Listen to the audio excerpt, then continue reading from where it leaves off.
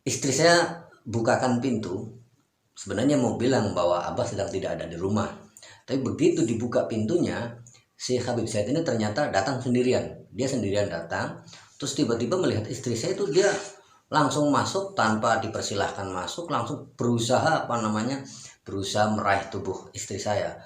Nah, istri saya akhirnya berusaha menghindar, lari ke dalam ketakutan, malah ketakutan.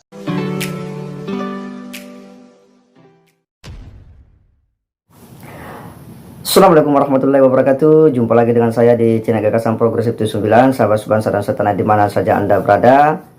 Kali ini ada sebuah ulasan dari salah seorang ustadz yang ini menyampaikan kesaksiannya akan sebuah perlakuan yang sangat tidak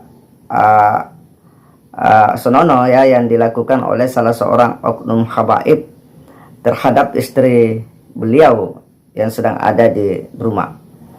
Dan ini tentu adalah sebuah bukti lagi bahwa memang perilaku-perilaku dari oknum-oknum habaib ini memang bertentangan dengan apa yang dicontohkan oleh Nabi Muhammad SAW. Dan selama ini kita melihat bahwa sebagian dari oknum-oknum habaib itu hanya hendak berbuat untuk memenuhi kepentingan, keinginan, dan kepuasan mereka dengan sejumlah alasan-alasan pembenaran. Nah, kali ini dengan alasan jazab itu artinya bahwa orang yang perkataannya, tindakannya itu kalau tidak dipenuhi bakal terjadi sesuatu yang membahayakan. Nah, inilah yang kemudian membuat ya Ustadz ini kemudian hampir menjadi korban dari kelakuan oknum habaib. Nah, saya kira ini penting untuk kemudian kita sampaikan, kita edukasikan kepada publik biar orang paham bahwa ada oknum-oknum habaib memang yang ini tidak boleh dibiarkan seenaknya melakukan tindakan-tindakan dengan sejumlah pembenaran dan dalil-dalil yang tidak bisa diterima secara rasio. Nah, seperti apa kesaksian dari Ustaz ini? Mari kita simak sama-sama. Kali ini saya ingin menyampaikan suatu kisah yang saya alami sendiri, di mana pernah suatu ketika ada seorang habib yang datang kepada saya. Nah, kita tidak menyebutkan siapa namanya, inisialnya saja kita pakai nama inisial Z lah. Nah, misalkan Habib Z ini datang kepada saya. Awal mulanya dia datang rombongan, banyak orang, banyak teman-temannya. Dia mengatakan dengan bahasa-bahasa yang tidak saya pahami. Saya jelas, saya kayak ini bahasanya apa, itu nggak kayak ngelantur, kayak orang lantur, nggak jelas lah, ngalor ngidul, nggak jelas, nggak nyambung antara kalimat yang satu dengan kalimat yang lain. Nah, kemudian teman si Habib Z ini mengatakan dia sedang jadab. Nah, saya kaget, oh Habib jadab ini sedang jadab. Biasanya istilah Habib jadab itu gunakan oleh orang-orang habib-habib yang konon sedang mengalami suatu peristiwa menuju kepada kewalian, jadab, sehingga ulahnya seperti orang yang nggak waras, nggak jelas, kayak orang gila gitulah, kayak orang mabok lah kalau saya bilang, karena bahasanya kesana kemari nggak nyambung antara kalimat yang satu dengan kalimat yang lain, bahkan antara kata yang satu dengan kata yang lain pun nggak nyambung juga. Temannya bilang itu, Habib yang lainnya, si temannya Habib Z ini mengatakan dia sedang jadab. Nah, dalam arti jadab itu berarti sedang ucapannya atau perbuatannya bisa berbahaya, bisa mendatangkan kualat bagi orang apabila keinginannya itu tidak dipenuhi. Nah, dia datang, kemudian setelah ngobrol ngarol itu biasa, seperti biasa, pulangnya ya ada salam tempel dan sebagainya, memaksa dan sebagainya. Nah, di lain waktu Habib Said ini datang ketika saya tidak ada di rumah.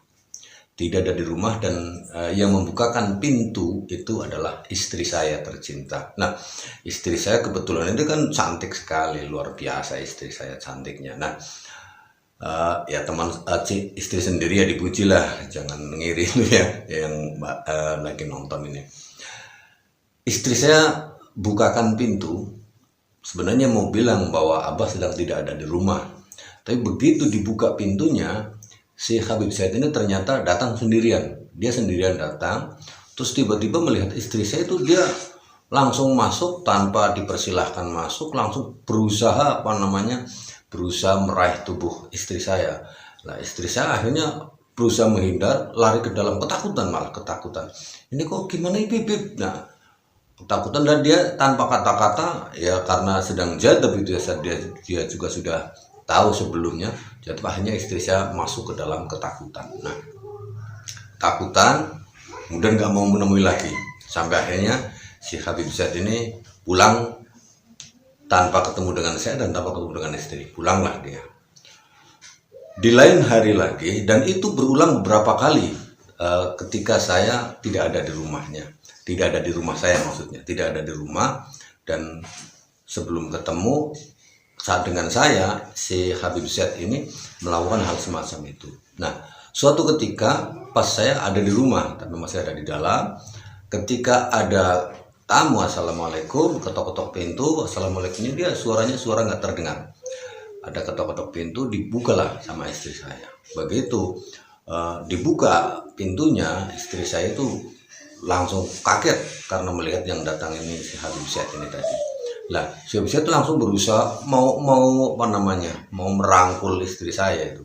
Istri saya langsung lari ke dalam ketakutan, bilang sama saya, "Pak, itu Habib mau nganu saya." Emang kenapa? Akhirnya saya temuin keluar, dan kita duduk ngobrol. Seperti biasa, karena dia disebut sebagai sedang jadab, dia bilang ngalor itu dia nggak jelas. Sampai akhirnya dia bilang, "Istri antum cantik ya." Saya bilang dengan seloroh, "Ya jelas lah, saya juga mendapatkannya susah payah, Bib." Itu tahu nggak Habib, saya mendapatkan istri saya itu sampai puasa 7 tahun, Bib. "Wah, antum," dia kaget, "antum sampai puasa 7 tahun untuk mendapatkan istri secantik itu?"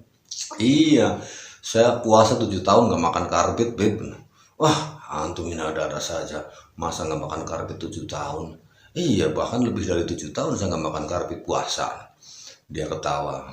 Terus dia bilang gini, "Antum cinta kan sama Rasulullah?" "Ya sangat cinta dengan Rasulullah. Saya sangat cinta Rasulullah, karena setiap kali alhamdulillah, walaupun 100, 200 atau 1000 kali saya bersolawat sebagai penunjukan bahwa saya cinta kepada Rasulullah SAW. Nah, kalau antum cinta sama Rasulullah, sama kakek aneh, antum harus mau memberikan apa yang aneh inginkan."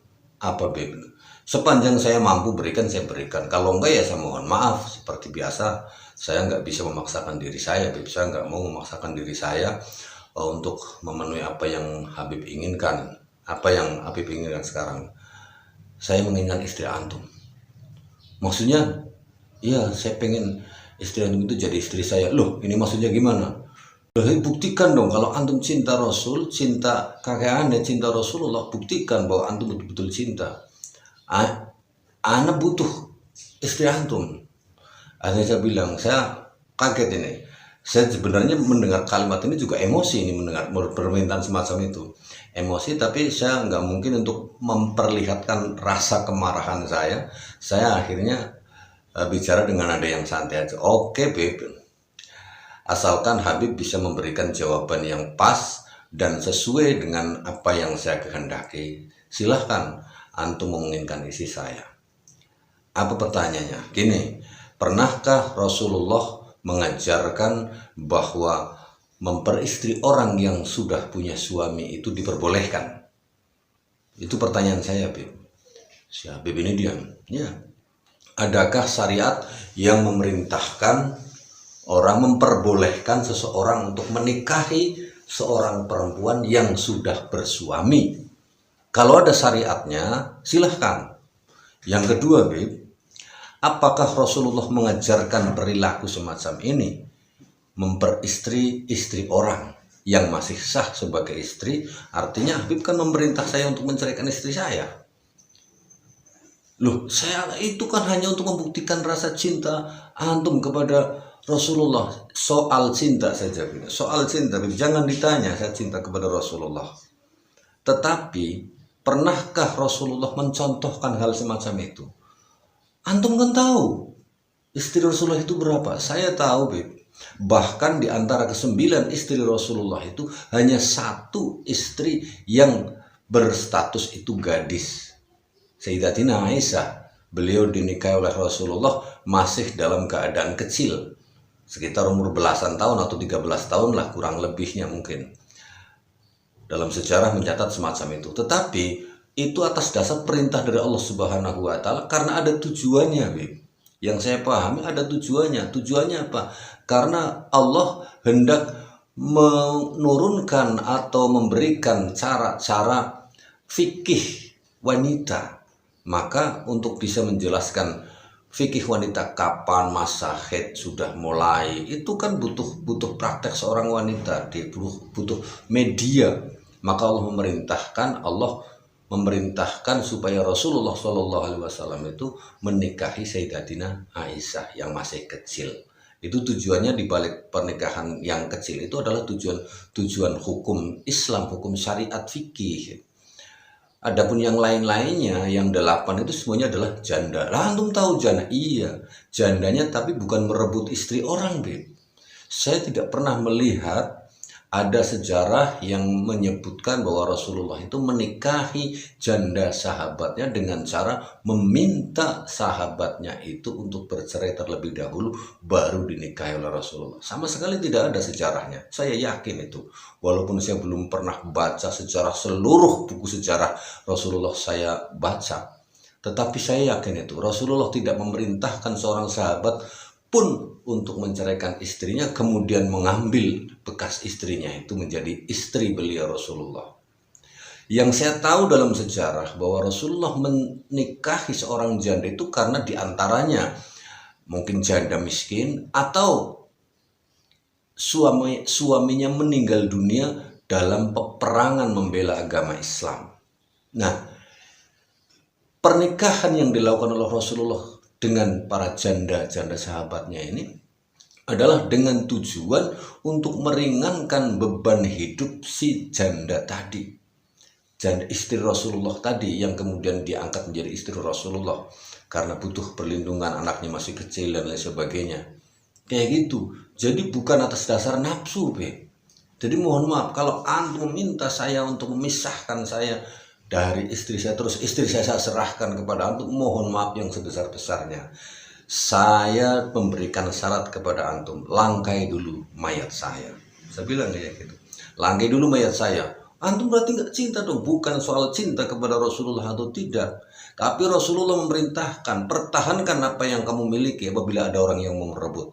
Antum pengen merebut istri saya, maka saya wajib mempertahankan. Jangankan istri, apabila antum mau merampas uang saya saja, saya wajib untuk mempertahankan diri. Jangan begitu. Cara bagaimana membuktikan cinta kepada Rasulullah itu tidak dengan cara menyerahkan istri. Itu kalau saya seperti si Onong saja langsung ambil demi cinta saya kepada Rasulullah, terus ambil istri saya, silahkan. Mulai saat ini istri saya cerai, terus nikahilah seperti itu. Itu namanya saya songong, saya bodoh. Saya melakukan kezaliman terhadap istri saya. Makanya bagaimanapun kalau antum memaksa saya untuk memisahkan diri saya dari istri saya bilang langkai dulu mayatku. Apapun yang antum lakukan akan saya ladenin. Saya bilang kayak gitu. Nah, dia ngambek, marah. Akhirnya dia pergi. Nah, sahabat TV Al-Waha, saya berkisah semacam ini bukan atas dasar kebencian kepada para habaib, sebab saya tidak sedang membenci orang lain, saya tidak membenci, apalagi membenci keturunan Rasulullah, karena keturunan Rasulullah itu adalah orang-orang yang diberkahi oleh Allah Subhanahu wa taala, dan saya yakin selaras dengan akhlakul karimahnya Rasulullah SAW. Nah, kalau model yang kayak begini, saya jadi pikir-pikir, dan di lain waktu ternyata saya berpikir ini jangan-jangan si Habib Zaid ini sedang dalam kondisi sako, karena ternyata suatu saat saya oleh seorang serse dari kepolisian BIN, Badan Intelijen Nasional, yang mengurusi masalah narkoba, saya dikasih foto. Di antaranya adalah foto Habib Zaid ini yang menjadi seorang DPO. Dan tentang kisah ini akan saya lanjutkan nanti pada video berikutnya. Sementara sampai sini dulu. Assalamualaikum warahmatullahi wabarakatuh. Dan perlu dicatat, saya sedang tidak menghibah orang lain, ini hanya cerita tentang pengalaman pribadi. Terima kasih atas